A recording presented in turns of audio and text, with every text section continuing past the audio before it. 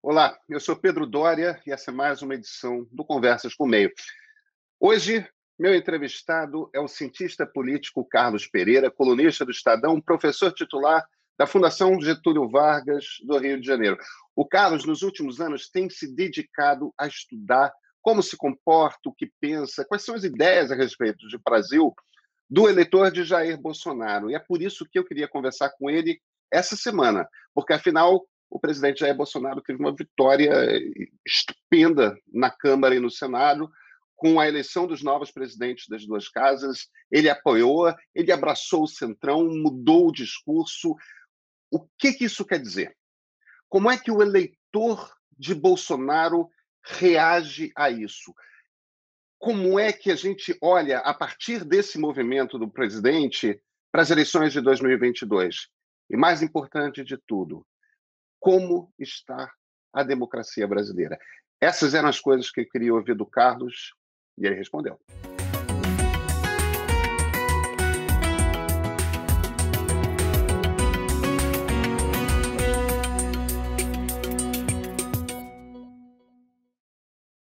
Carlos Pereira, muito obrigado por ter aceito aqui a conversa. Pô, Pedro, é um grande prazer estar no seu programa. Já há muito tempo que eu gostaria de estar aqui. Pô, não, imagina, se soubesse, eu já tinha chamado antes. Carlos, deixa eu queria a sua ajuda para entender o que aconteceu ontem na eleição das duas casas do Congresso. Então, deixa eu começar com a pergunta mais simples do mundo. Qual é a leitura que você faz da vitória do Arthur Lira na Câmara e do Rodrigo Pacheco no Senado? Bom, a leitura mais direta é que Bolsonaro se vergou ao presidencialismo multipartidário.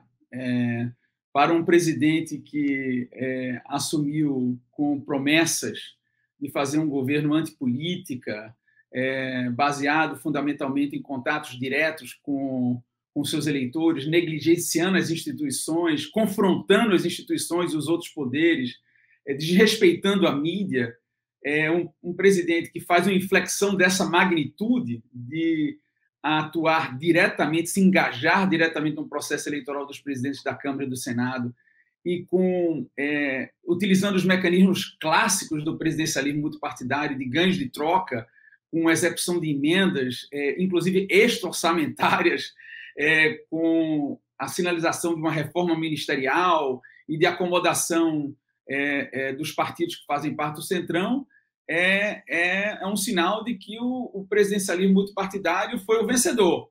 Obviamente que Bolsonaro ele ganha trânsito no legislativo, ele ganha afinidade, alinhamento, mas esse alinhamento ele não é sinônimo necessariamente de subordinação. O jogo está aberto, então a leitura inicial que eu faço dos acontecimentos de ontem é a vitória das instituições políticas, de moldar e de trazer o presidente que decidiu nadar contra a corrente institucional para o jogo institucional. Então, eu fico pensando assim, é muito melhor lidar com um presidente que joga o jogo institucional e que utiliza as ferramentas do que um presidente que confronta essas instituições. E para enfatizar ainda mais o meu argumento, eu penso assim, né, que quando a gente muda de trajetória, quando a gente muda a trajetória na vida, por exemplo, eu fui médico, né? Eu fui médico, minha primeira formação foi medicina, lá em Recife. Quando eu decidi deixar de ser médico, quando eu pulei para uma outra trajetória, não tinha mais volta, certo? Os custos de retorno são crescentes, certo? Então, o presidente ele demorou muito para mudar de trajetória, porque os custos de uma agenda antipolítica eram afundados. O presidente só mudou de trajetória porque os incentivos institucionais do presidencialismo partidário foram mais fortes do que ele. Quando ele sinalizou, quando as instituições políticas deram sinais de que o seu mandato estava sob risco, de que poderia terminar de forma prematura, de que o impeachment podia prosseguir, de que investigações sobre seus filhos poderiam ter seguimento, o presidente não teve outra alternativa. Ele disse: ou eu jogo o jogo e abro mão dessa postura anti-institucional, ou eu me adequo e jogo o jogo institucional. Então, nesse sentido, eu vejo positivamente o que aconteceu nessas últimas 24 horas. Quer dizer, a leitura que eu faço da resposta que você está dizendo é a seguinte: a Constituição ganhou. Exato. Em essência, a Constituição de 1988 estabelece determinadas regras para como que a República funciona, e temos muitos partidos, temos uma determinada relação entre Congresso e Executivo. O presidente tentou ignorar essas regras do jogo e não conseguiu governar. Não conseguiu fazer nada e se viu ameaçado. Exatamente, exatamente. É muito também assim, a gente não pode fazer uma leitura funcionalista das instituições, né? Achar que os indivíduos não importam. Importam tanto que Bolsonaro conseguiu resistir nadando contra a corrente por 2 anos de seu mandato. Ele consumiu energias de 2 anos de mandato tentando nadar contra a corrente. Só que essa estratégia só rendeu frutos para o seu núcleo duro, para o seu núcleo mais conservador, mais identitário. E quando ele começou a perder suporte, popularidade, as instituições de controle começaram a dar limites para essa estratégia confrontacional e adversarial, o presidente diz, cara, eu tenho que refazer. Obviamente que isso vai ter custos para o presidente, né?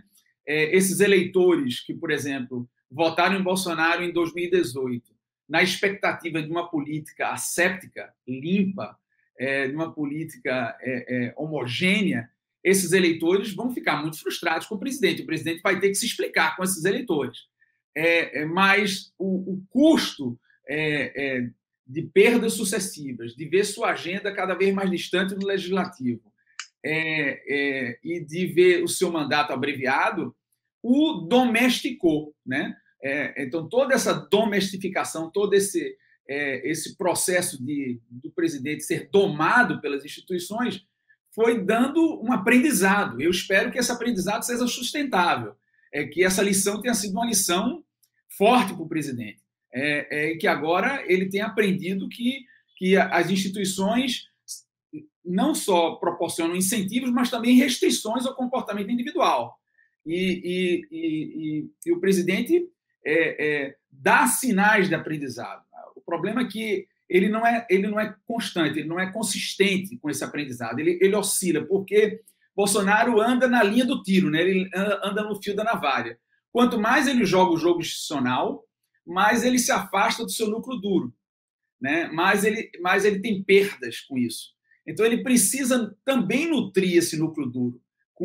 Por isso que eu acho que, a despeito dele estar jogando o jogo institucional, ele não vai poder abrir mão, Pedro, dessa agenda conservadora, mais identitária, mais de costumes, mesmo que venha a perder, que eu não acredito que essa vitória do Lira e do Pacheco no primeiro turno se traduza necessariamente em apoio ao governo, né? O jogo é muito mais complicado, é muito mais diverso, é muito mais fragmentado, então vai ter que ter costura, vai ter que ter gerência dessa coalizão. A gente não sabe até que ponto Bolsonaro será um bom gerente, ele nunca sinalizou claramente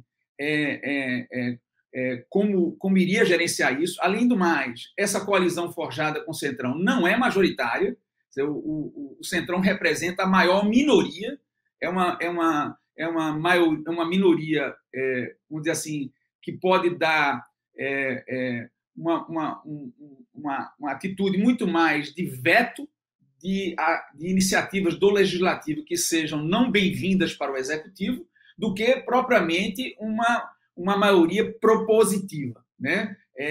Proativa. O governo, se quiser de fato aprovar uma agenda vigorosa de reformas econômicas e de costumes, ele vai ter que negociar. E, obviamente, o Centrão, os partidos do Centrão são partidos ideologicamente amorfos, são partidos que não têm uma tradição ideológica muito bem clara e, obviamente, vai tentar maximizar os retornos dessa decisão. Então, tem que esperar como é que vai se dar esse jogo para saber até que ponto o presidente vai poder extrair benefícios de governo Benefícios de sobrevivência, eu acho que ele já conseguiu, mas benefícios de governabilidade, de aprovação de uma agenda, ou mesmo benefícios eleitorais, mas no futuro a gente tem que esperar para ver. Agora, deixa eu te fazer uma pergunta, e, por favor, se você discordar da premissa da minha pergunta, desmonta ela, não tem? Tá bom. Mas a impressão que eu tenho é que, desde 1930, a gente tem 3 macro-grupos políticos no Brasil, como se fossem 3 partidos, às vezes espatifados em mais partidos, mas... E a ideia seria, a gente tem um partido trabalhista, que é um partido que reúne operários e funcionários públicos, essencialmente. Foi o PTB, agora é o PT.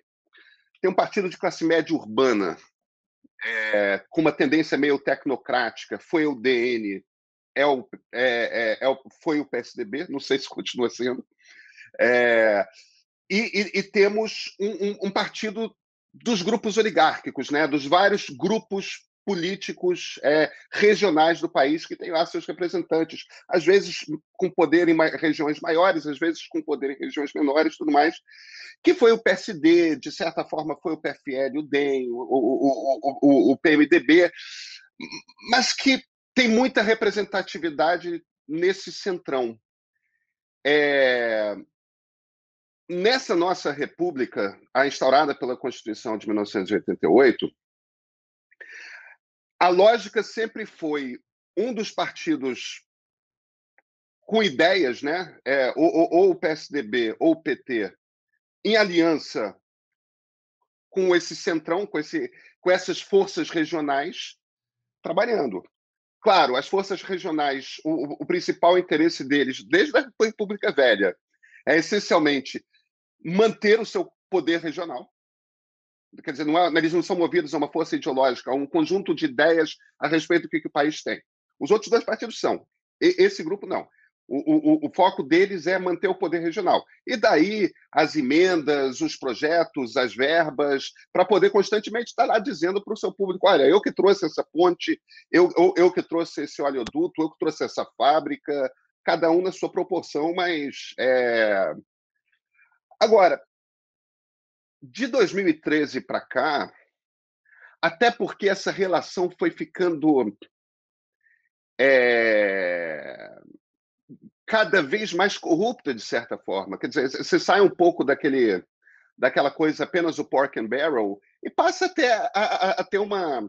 Quando eu digo pork and barrel, claro, estou falando dessa troca de emendas e projetos por votos no parlamento. Foi deixando de ser apenas fisiológica e passando a ser cada vez mais corrupta. Corrupção sempre houve. Mas venal, né? Mas do mensalão para cá, é como se a coisa tivesse se desmontado por completo. E toda a movimentação da sociedade, com todos os defeitos de Lava Jato, mas, de uma certa forma, a sociedade parecia estar dizendo, olha, assim não dá. Então, por esse ângulo, a derrota parece imensa, Carlos, porque não tem mais PT, não tem mais PSDB, o que tem o Centrão mandando no país. E apenas com seus interesses fisiológicos. Quer dizer, eu entendo, a Constituição venceu e, portanto, ainda temos uma democracia ligeiramente funcional. Mas é uma derrota também, não é? Eu não sei, eu acho que é interessante a sua leitura.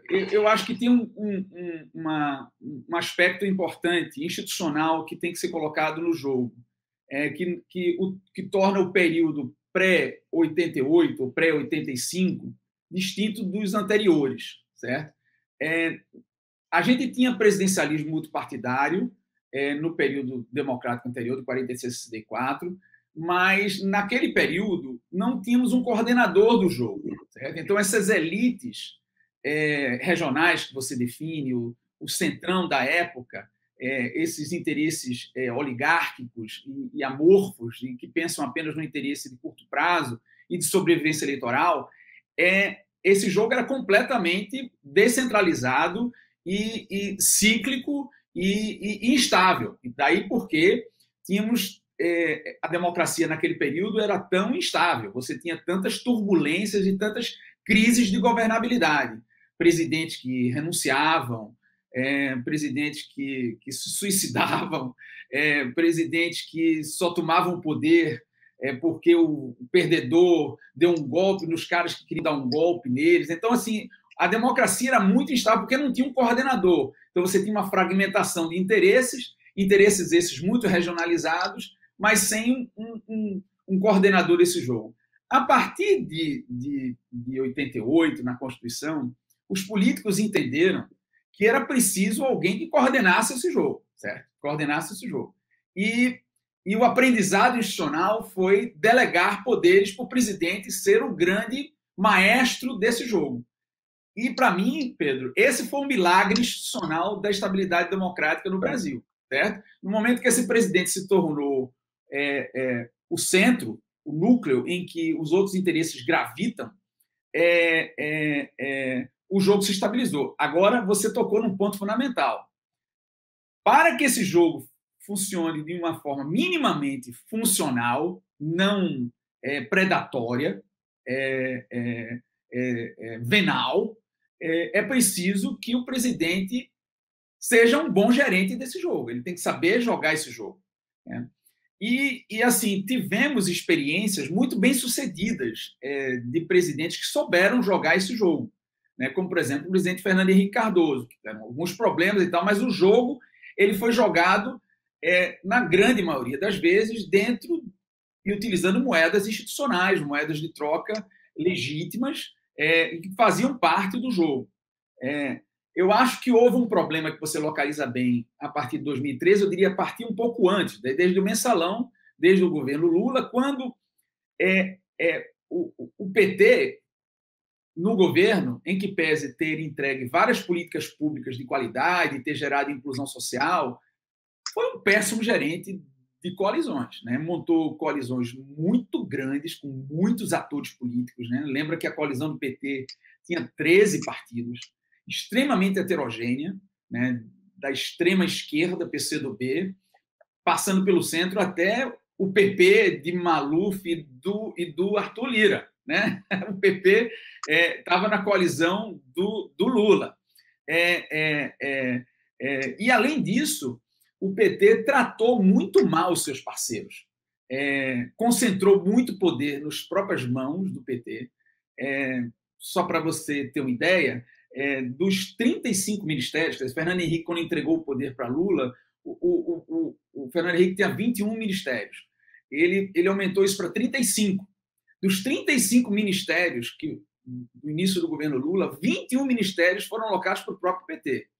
Né? 75% dos cargos discricionários foram ocupados por pessoas do PT.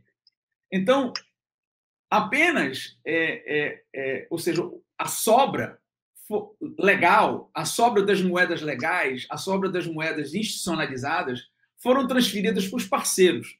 Parceiros estes, Pedro, que tinham mais ou menos o mesmo peso que o PT dentro do Congresso. Certo? Então, o PMDB, na época, que era o principal parceiro do PT, tinha exatamente em torno de 20% de cadeiras no Congresso e recebeu no governo Lula 2 ministérios. No final do primeiro ano, quer dizer, no primeiro ano foi ignorado. Então, foi maltratado, nunca partilhou de fato. Então, a gestão da coalizão petista foi uma gestão que gerou muitas animosidades, gerou custos de difícil, vamos dizer assim, manejo. E, além disso, por fim, a coalizão do PT também não espelhava a preferência mediana do Congresso. Então, das 4 variáveis fundamentais de gerência de coalizão, que é o número de parceiros, homogeneidade ou heterogeneidade entre eles, proporcionalidade na alocação de poder e recursos, levando em consideração o peso político de cada parceiro, e congruência com os interesses da mediana do Congresso, o PT errou nos 4, certo? Então, há esse degringolar que você identifica venal e predatório que ocorreu se deveu a essa má gerência, certo? Essa má gerência da coalizão. Então, os recursos legais foram alocados para o PT, Só que o PT teve que encontrar recursos alternativos para manter essa base tão ampla e tão heterogênea. Daí que surgiu o Mensalão e daí que se desdobrou isso no Petrolão. Então, o governo Bolsonaro, ele fez uma interpretação, e os eleitores que votaram no governo Bolsonaro fizeram uma interpretação muito equivocada de associar presidencialismo de coalizão à gestão da coalizão implementada pelo PT. Certo? Então, isso gerou uma reputação completamente não justa do presidencialismo multipartidário, necessariamente associando o presidencialismo multipartidário à corrupção, que não é isso, necessariamente.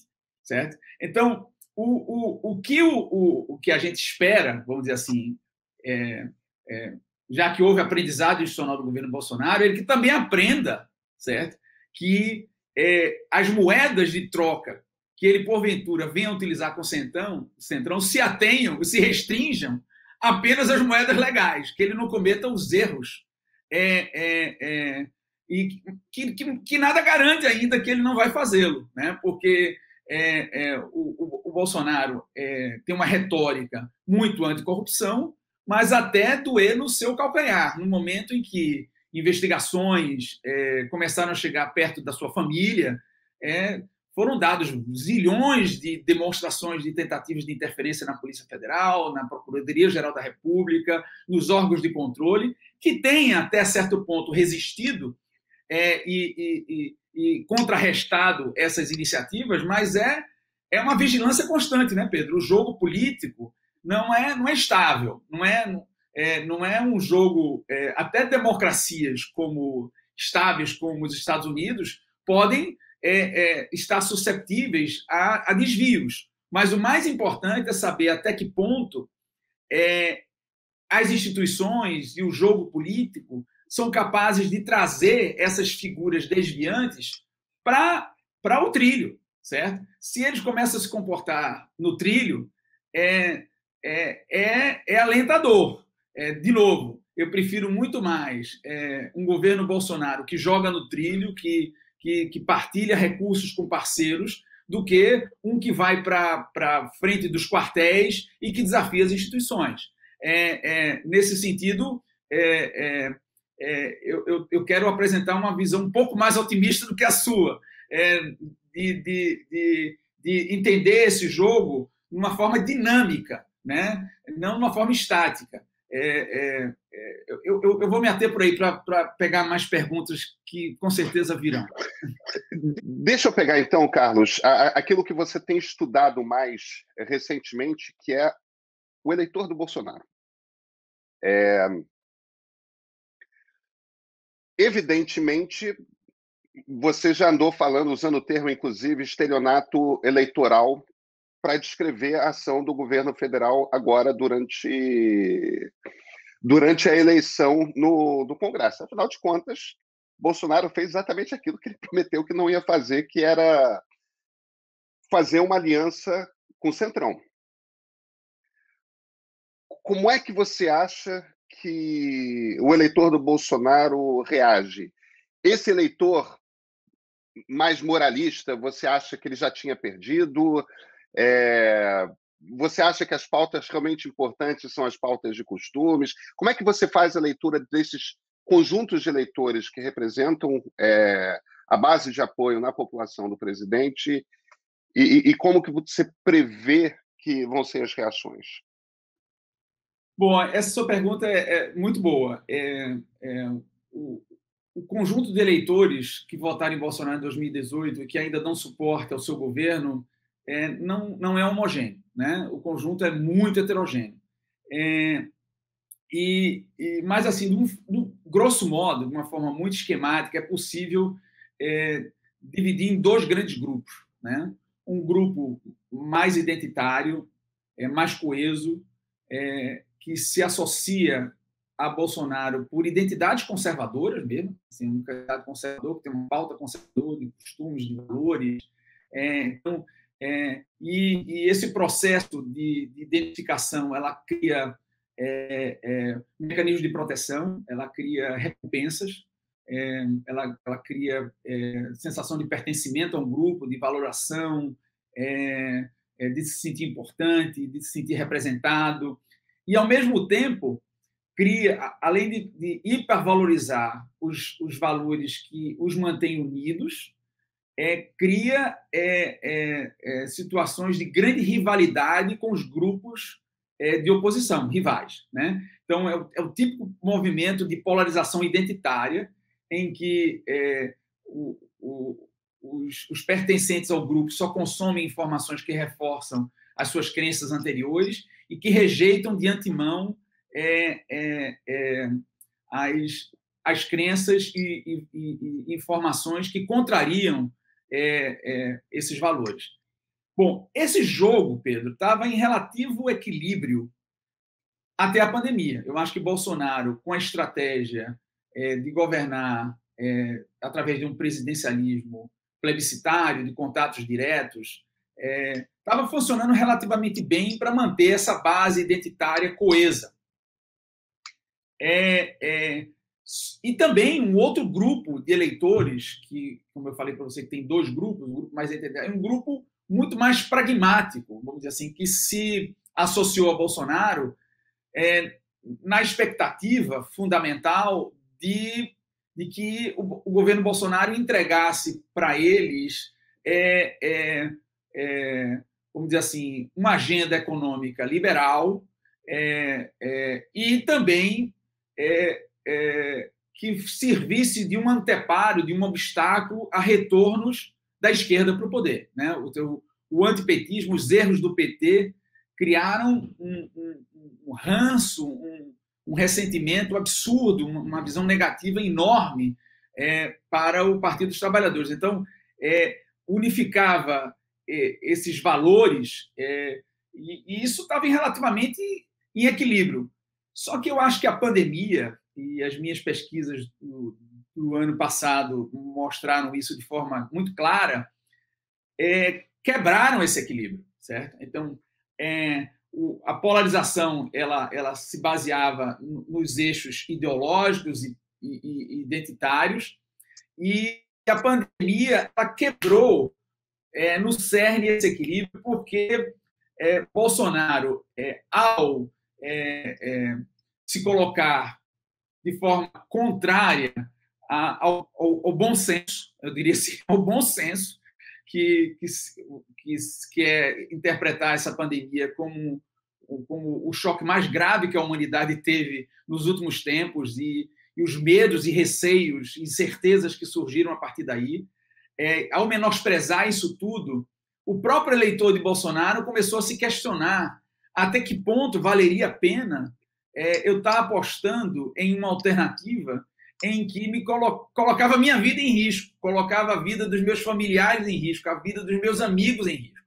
Então, as minhas pesquisas mostraram claramente que quanto mais próximo esse eleitor de Bolsonaro estivesse da Covid, ou o próprio eleitor sendo vítima da doença, ou seus familiares, amigos, com graus variados de gravidade que viessem levar até a morte, esse eleitor de Bolsonaro rompeu com ele, né? Então, ou seja, houve um rompimento importante e especialmente no extrato pragmático, nos que votaram em Bolsonaro para evitar a esquerda, evitar o PT. Esse grupo de eleitores de centro-direita, de centro-esquerda, que ficaram órfãos nas eleições de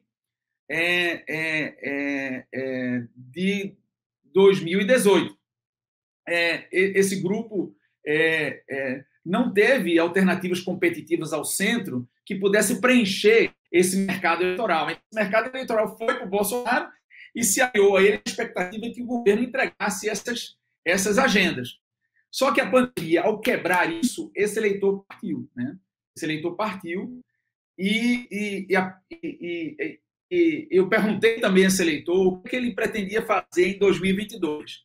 E a resposta dele é clara, que ele só retorna para o Bolsonaro, mais uma vez, se for para evitar a esquerda. Quer dizer, esse mercado está frustrado tanto com a performance de Bolsonaro, como também está frustrado com a performance do PT. Quer dizer, e foi mais ou menos isso que nós verificamos nas eleições agora em 2020 para prefeitos e Câmara de Vereadores. Quer dizer, as alternativas em que foram apoiadas por Bolsonaro ou foram apoiadas pelo PT foram as principais derrotadas, porque o eleitor está procurando o previsível, está procurando o estável, está procurando cenários livres de surpresa. Já tem surpresa demais na vida das pessoas. As pessoas estão longe dos amigos, em isolamento social, desempregadas. Então, as pessoas estão em busca de alguma coisa que seja previsível. E esse eleitor está em busca dessa alternativa previsível.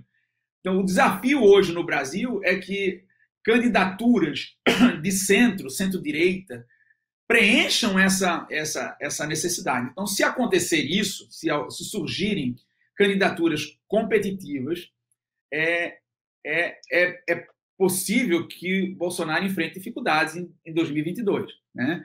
Porque esse eleitor se frustrou bastante. Isso está mostrado nas pesquisas de opinião dos institutos de pesquisa, mostram claramente uma queda de popularidade do presidente e que, de certa forma, foi capaz de sustentar isso a partir de um vigoroso, é bem importante elogiar, foi um vigoroso mecanismo de proteção social do governo Bolsonaro. O governo Bolsonaro e o Congresso Nacional foram muito assertivos nesse sentido, né, de proporcionar não só um auxílio emergencial, mas políticas vigorosas de transferência de renda para estados e municípios, de subsídios num momento de pandemia, e que, de certa forma, isso deu um sustentáculo ao governo, mas já nota-se um cansaço, já nota-se um desgaste muito grande do governo. E se o governo não apresentar reações, principalmente na recuperação econômica, na diminuição do desemprego e mesmo na diminuição de mortes e de contágio com a pandemia, ou seja, se o governo continuar com seus erros sucessivos durante a pandemia, especialmente agora com relação à vacinação, esses desgastes eles só tendem a se aprofundar e o governo vai perdendo densidade eleitoral e competitividade. Daí porque, mais uma vez, e voltando para o ponto inicial das eleições para a presidência da Câmara e do Senado, que, mais uma vez, eu não acho que essas maiorias que se forjaram em torno do Lira e do Pacheco não são necessariamente sinônimo de maiorias para o governo Bolsonaro, né? Nem tampouco para as pautas, nem tampouco para a agenda de reformas, nem tampouco para a perspectiva eleitoral em 2022. Isso vai depender da performance. Como eu falei antes, os partidos da meiuca do sistema político brasileiro são inorgânicos, são amorfos, não são ideológicos, eles são oportunistas. Oportunistas no sentido positivo do termo, não no sentido negativo, oportunistas no sentido de maximizar a estratégia que traga mais retorno para eles no curto prazo. Se Bolsonaro não decolar economicamente, se a pandemia não arrefecer, se o governo continuar errando com a vacinação, não me leva, eu não tenho a mínima dúvida, não ficarei surpreendido que essas lideranças que hoje estão sendo festejadas pelo governo como uma ponte para o legislativo, abandonem o governo e considerem outras alternativas, né? Então, vamos falar, pelo que eu estou entendendo da sua leitura, esse eleitor que desembarcou do bolsonarismo, a expectativa dele é de que ele veja em 2022 uma alternativa de centro-direita. Que, na verdade, pode ter, inclusive, partidos de esquerda no meio, mas não pode ter uma cara de uma candidatura que seja de esquerda. As principais negociações que a gente estava vendo com esse intuito tinham dois nomes na cabeça. Um, o governador de São Paulo, João Dória, o outro, o Luciano Huck. Não quer dizer que não possa ter outra candidatura, mas as negociações que a gente estava assistindo mais evidentes eram em torno desses dois nomes com essa característica, né? É claro que tem Ciro Gomes, é claro que tem um petista, talvez o próprio Lula, mas essa é outra história. Esse candidato que poderia tirar esse eleitor do Bolsonaro. O partido que estava no centro das duas negociações era o DEM, né? Tanto com a possibilidade do Huck se filiar ao DEM, dar uma guinada um pouco mais à direita no discurso dele e se filiar ao DEM, quanto o DEM restabelecer a velha aliança com o PSDB. E o DEM é justamente o partido que espatifou, né, Carlos? O rompimento do Antônio Carlos Magalhães Neto, presidente do DEM, e do Rodrigo Maia, agora ex-presidente da Câmara dos Deputados, me parece um dos resultados mais pouco esperados, de certa forma, desse processo eleitoral dentro do Congresso. Isso não atrapalha. Você acha que, de alguma forma, isso atrapalha essas negociações? Ou você acha que é apenas um detalhe e logo se esquece? Não, eu não acho que é apenas um detalhe. Eu acho que terá reflexos. Mas eu não sei necessariamente se esse rompimento do DEM é estrutural, ou se foi apenas conjuntural em função dos deputados democratas que estavam alijados de potenciais recompensas por apoiar a candidatura do Baleia Rossi, migraram para a candidatura do Lira para alcançar essa recompensa, né? Lembrar sempre, Pedro, que o jogo,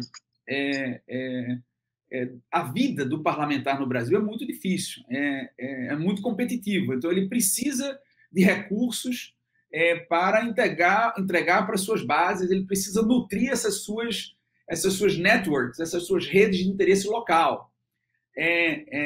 E a candidatura apoiada por Rodrigo Maia não tinha ferramentas de competir com a candidatura do Lira. Pensa assim, existe uma expressão muito interessante na ciência política americana de executivos que são impossibilitados de concorrer à reeleição. A gente chama isso de lame duck, ou pato manco.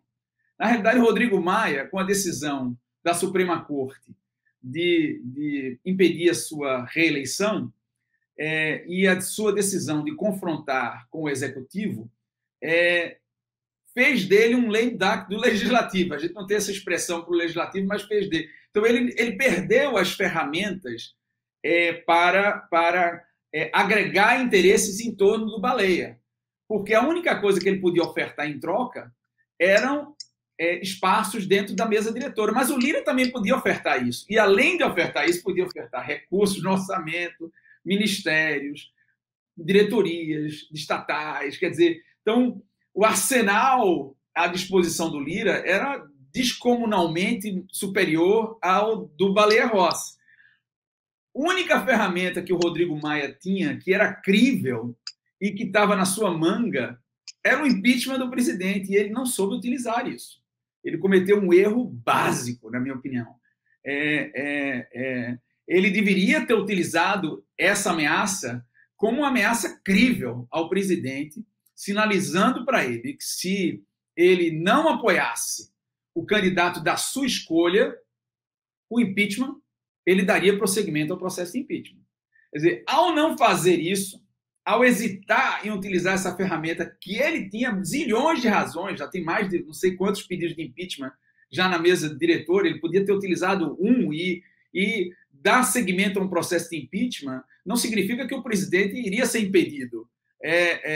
Mas isso seria uma ferramenta de negociação que ele poderia ter utilizado. Talvez nem Arthur Lira viesse a ter o apoio do Executivo.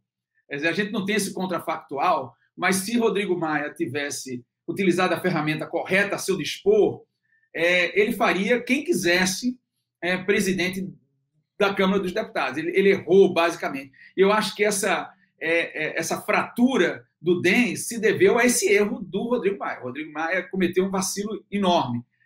Mas eu não creio que esse vacilo seja estrutural, como eu falei. O problema é que agora restaram poucas alternativas para o Rodrigo Maia, propriamente dito, como político, porque ele vai, na minha opinião, enfrentar um ostracismo dentro do Congresso. Ele não vai ganhar um simples centavo do governo ou qualquer poder daqui para o resto do seu final de mandato. Então, corre-se o risco de Rodrigo Maia ficar um deputado comum no parlamento, mesmo com aquele capital político enorme. Então, a melhor alternativa diante dessa derrota, pensando em 2022, e com esse discurso de independência do legislativo, essa narrativa que ele tem, né, de fazer uma agenda contra o governo Bolsonaro, é ele mudar de partido, tentar construir uma alternativa própria, ou com o PSDB, ou outro partido que fatalmente iria ter interesse de abrigá-lo. Mas, de novo, eu não sei se o apoio de vários deputados dos democratas para a candidatura do Lira seja sinônimo de apoio a Bolsonaro. A agenda econômica não progrediu no Congresso mais do que foi atingido com a reforma da Previdência e com o teto de gastos no governo Temer, por culpa do próprio governo, do próprio executivo, não por obstáculo do Rodrigo Maia, né?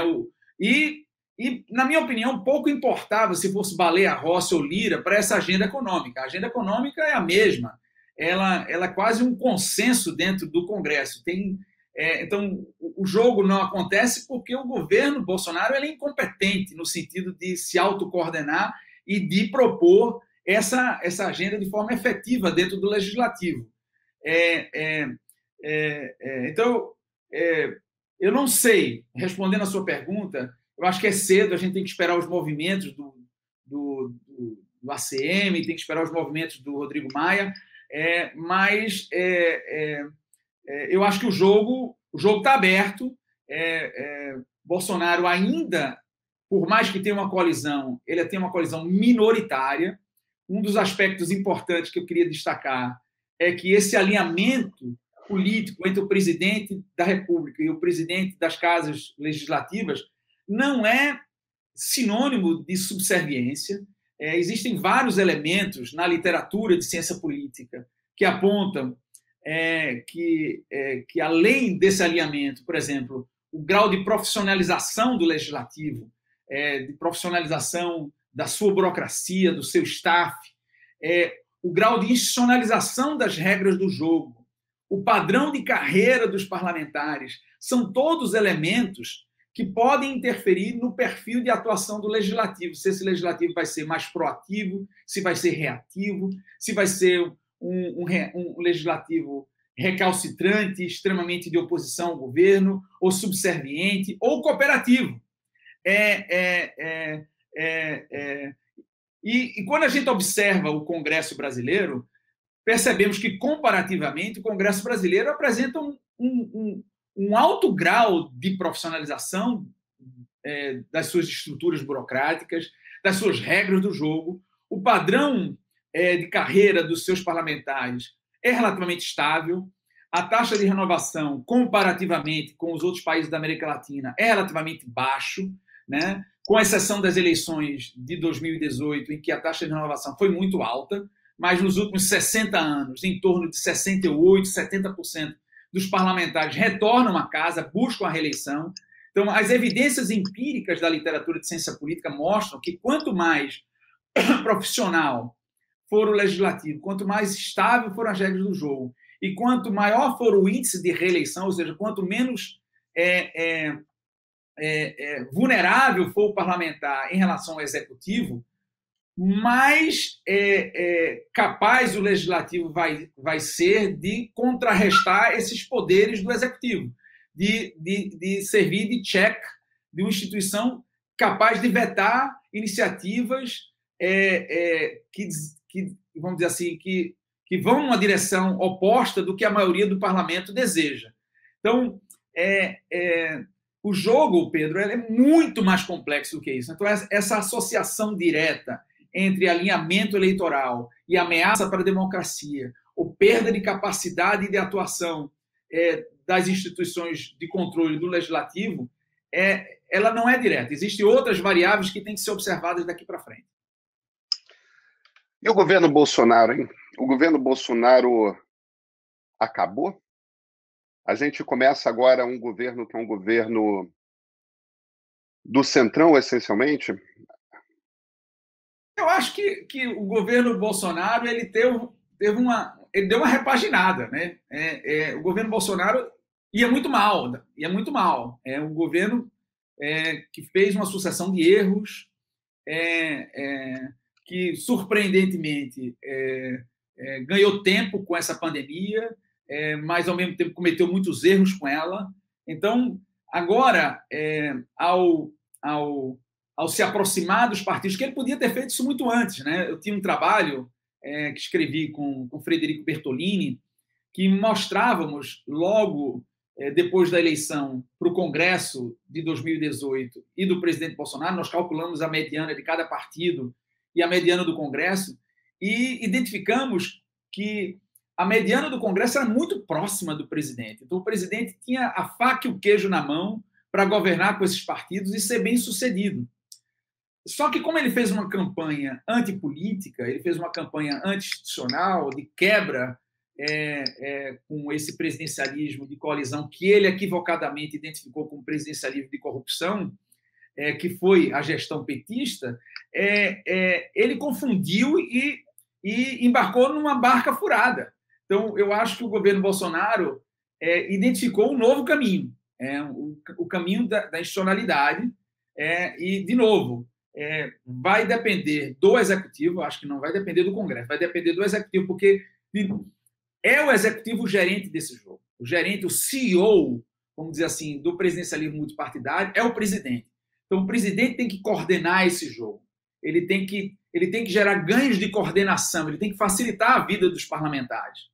Então, ainda não está claro se o presidente entendeu isso ou se ele fez esse movimento de se aproximação do Centrão e de engajamento direto na eleição do Lira e do Pacheco apenas como estratégia de sobrevivência e para evitar o impeachment, ou se ele é mais ambicioso, né? Porque aí não está claro. Se o presidente tiver mais ambição, ele vai ser mais orgânico, ele vai governar junto com o Centrão, e aí eu acho que, como você definiu, o governo Bolsonaro vai ter uma nova cara, vai ter uma cara de um presidencialismo de coalizão, mesmo que minoritário, né? Já existimos outros presidentes que tiveram coalizões minoritárias, que é melhor do que não ter uma coalizão, né? Agora, saber se esse jogo vai ser efetivo, se esse jogo vai gerar virtude, ou se vai ser mais uma experiência de predação, a gente não tem condição de cravar agora. Eu vejo esse movimento como uma restrição do jogo e como uma correção de rumo. Se Bolsonaro vai aproveitar isso como uma janela de oportunidade virtuosa, isso depende dele. Pode ser que ele estrague tudo. E se ele estragar tudo, eu acho que quem vai pagar o preço é ele mesmo. Deixa eu te fazer, Carlos, uma última pergunta. A gente passou, principalmente no início do ano passado, por momentos, inclusive, de temer pela democracia brasileira. A gente teve um presidente abertamente falando em golpe de Estado, falando em AI-5, falando em intervir diretamente no Supremo, que é um dos outros três poderes. Sua percepção hoje, qual é? Você é mais ou menos otimista em relação à sobrevivência da democracia brasileira? Cara, eu sou muito otimista com a sobrevivência da democracia brasileira. Eu acho que quando é que a gente deve se preocupar, certo? Vamos dizer assim, quais são os pilares da democracia liberal, né? Quais são os pilares? Então, assim, se a gente puder esmagar, assim, a gente pode identificar três grandes pilares que a literatura de ciência política discute. O primeiro pilar é eleições livres, justas, competitivas, que o perdedor se subordina ao resultado do jogo, que tem certeza ex ante de quem será o vencedor. Esse pilar está estável no Brasil. A gente não tem risco de que esse primeiro pilar esteja em questão. Até então, temos tido, pelo contrário, eleições muito competitivas, com muita incerteza e com muita virtude, né? O segundo pilar fundamental da democracia liberal é a proteção de direitos individuais, direitos de minorias, direitos políticos. E até o momento, nós não vemos nenhuma ação concreta no sentido de que esses direitos venham a ser vilipendiados, venham a ser quer dizer, direitos à imprensa e tudo mais. Isso o discurso existe, né? O discurso existe, mas a ação concreta, por isso que eu estou dizendo, existe uma retórica belicosa, mas a ação concreta não existe até o momento. E o terceiro pilar é a existência de um vigoroso mosaico de instituições de checks and balances que sejam capazes de constranger e de impor limites a governos que sofram a tentação de desviar. E eu acho que isso tá intacto. Em que pese o governo ter tentado interferir na Polícia Federal, ou mesmo colocado um procurador-geral da República muito próximo das suas preferências, o Ministério Público tem mostrado muito vigor. Até recentemente, a semana passada, o Conselho do Ministério Público, não sei se eu estou utilizando a palavra correta, um grupo, a maioria desse Conselho, impôs uma calça curta gigantesca para o Procurador-Geral, defendendo claramente que a Procuradoria-Geral abra processo de investigação contra o presidente da República, não apenas contra o seu ministro da Saúde. Quer dizer, temos um jogo muito diverso. A mídia brasileira ela é incrível, ela tem cumprido um papel espetacular no sentido de trazer o governo para o trilho, né? Não só esse governo, vale a pena dizer, né? Quer dizer, a mídia brasileira não está mais ou menos ativo ou vigilante nesse governo em comparação com os outros governos. Eu lembro, você que deve ter lido os livros de cabeceira, ter colocado na sua cabeceira, como eu coloquei, o livro de Fernando Henrique, do cotidiano dele, ele sinaliza claramente o quanto ele percebeu o seu governo sendo perseguido pela mídia. Lula dizia a mesma coisa, Dilma dizia a mesma coisa, o Temer também. Quer dizer, a mídia brasileira ela vestiu a camisa de fazer oposição a qualquer governo de plantão. Isso está intacto no Brasil. Isso é maravilhoso. Então, a gente tem instituições muito fortes, tem uma sociedade muito vigilante. Então, a impressão que eu tenho é que esses arroubos belicosos do Bolsonaro, de atentar contra as instituições, só trouxeram custos para ele mesmo, né? O governo perdeu com isso.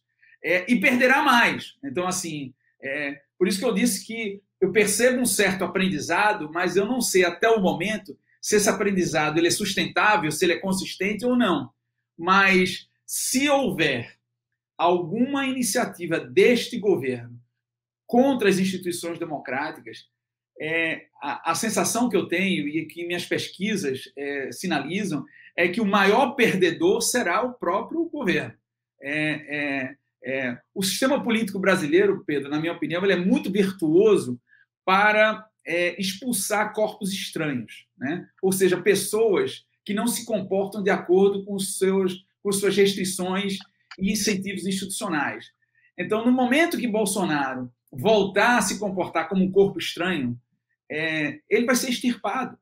Não é democracia. Obviamente que esse é um jogo dinâmico, vai ter muito estresse, vai ter muita... mas, assim, ao fim e ao cabo, a sensação que eu tenho, se esses pilares forem preservados, é que o grande perdedor, se isso vier a ocorrer, é o próprio governo. E o governo, eu acho que já sinaliza algum aprendizado. Dizer, poxa, esse caminho é um caminho turbulento, é um caminho movediço, em que eu estou perdendo mais, e eu vou começar a trilhar esse caminho. E, como eu disse, quando a gente começa a trilhar um novo caminho, existem custos de retorno. Existem custos de retorno.